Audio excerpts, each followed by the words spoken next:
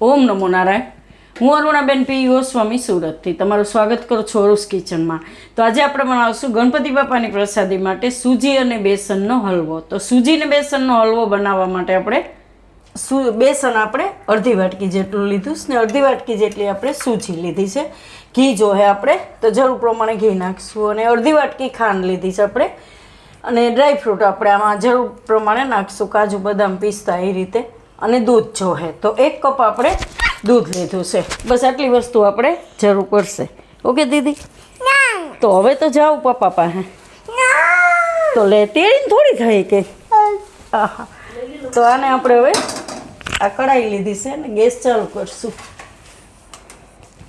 હો પપ્પાએ તેડી. હવે આપણે આ એક કઢાઈ લીધી છે, ગેસ ચાલુ કરશું આપણે.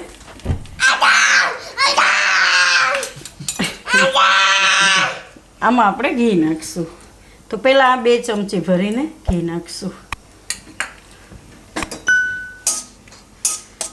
તો થોડુંક આ રીતે ઘી ઓગળી જાય પછી એમાં આપણે આ ચણાનો લોટ બેસન એ નાખીશું. તો પહેલાં આપણે આ લોટને શેકી લેવું. એટલે ચણાના લોટને શેકાતા થોડીક વાર લાગે, સૂજી આપણે ફટાફટ શેકાઈ જાય. તો પહેલાં આને શેકી લેવાનું એમ. આને આપણે શેકી લેવું. જરૂર પડે તો થોડુંક પાછું ઘી નાખવાનું એમ. વાવ. તો આને થોડીક વાર પહેલાં શેકી લેવું. તો આપણે આને થોડીક વાર શેકી લીધું છે, 3 થી 4 મિનિટ. તો થોડોક આનો કલર ચેન્જ થઈ ગયો આ રીતનો. તો પહેલાં એટલે થોડીક વાર શેકી લેવાની. હવે આમાં આપણે આ સૂજી નાખી દેવું. થોડીક વાર આ સૂજીને શેકી લેવું ભેગું. તો સુગંધ આવવા માંડશે, સૂજી શેકાવા માંડશે ને એટલે એકદમ. અને કલર એ થોડોક આનો હજી ચેન્જ થઈ જાય, થોડોક બ્રાઉન ઉપર એમ. તો ધીમા ગેસે એને થોડીક વાર શેકી લેવું. તો આને આપણે આ રીતનું જે ગોલ્ડન બ્રાઉન જેવો થાય ને એવું શેકી લેવાનું, બેસન સૂજી બે એમ. તો હવે આમાં આપણે ડ્રાયફ્રૂટ નાખી દઈશું. તો થોડાક કાજુના ટુકડા નાખીશું, પિસ્તાની કતરા અને બદામની કતરા. એટલે ઘીમાં ભેગું સરસ શેકાઈ જાય એમ. ગેસ એકદમ ધીમો કરશું. આમાં આપણે દૂધ નાખીશું. તો દૂધ આપણે આ વાટકી ભરીને નાખીશું. વાટકીથી જ આપણે માપ લીધું હતું. તો 1 વાટકી પહેલાં નાખીશું એમાં અને મિક્સ કરી લેવું. પછી જરૂર પડે તો વધારે નાખવાનું. સૂજીને કેટલું દૂધ પીએ એ પ્રમાણે. સૂજી આપણે થોડુંક નાખી દેવું, અડધી વાટકી.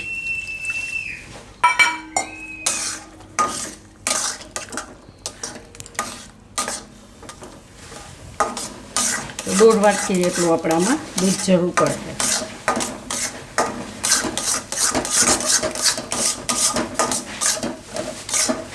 તો આ રીતે દૂધ બધું મિક્સ કરી હવે એમાં આપણે નાખી દઉં ખાંડ. તો ખાંડ તમે તમારી મીઠાશ પ્રમાણે નાખી શકો. જે રીતે તમે મીઠું ખાતા હોય એ પ્રમાણે ખાંડ નાખવાની. થોડીક વાર આને હલાવી લે. ખાંડ બધી ઓગળી ગઈ ત્યાં હું. તો ખાવામાં એકદમ ટેસ્ટી લાગે છે. તો આ રીતે આપણે મિક્સ કરી લીધું છે એકદમ સરસ. તો હવે ગેસ બંધ કરી દેવું અને થોડુંક ઘી આપણે એમાં ઉપરથી નાખીશું. તો શીરો એમ કે ને, શીરો ઘીમાં લચપચતો હોય તો જ ખાવાની મજા આવે એમ.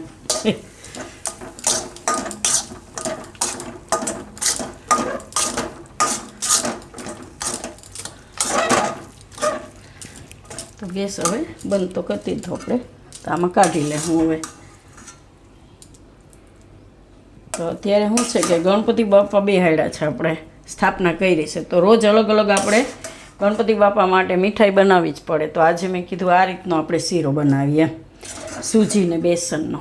ખાલી સૂજીનો તો આપણે ખાતા જ હોય, પણ આ એકદમ સરસ લાગશે.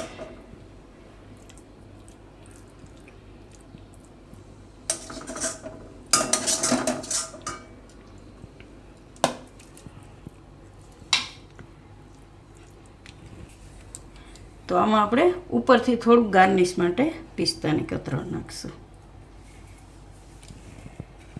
આ રીતે થોડીક કાજુ બદામની કતરો, મસ્ત લાગશે ખાવામાં.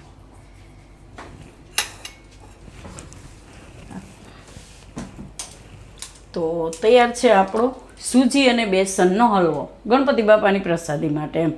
તો જો તમને મારી આ રેસીપી પસંદ આવી હોય તો એને લાઇક કરજો, શેર કરજો અને મારી ચેનલને સબસ્ક્રાઈબ કરજો અને બેલ આઇકન દબાવવાનું ના ભૂલતા. કમેન્ટ કરીને કહેજો કે તમને કેવો લાગ્યો આ સૂજી અને બેસનનો હલવો.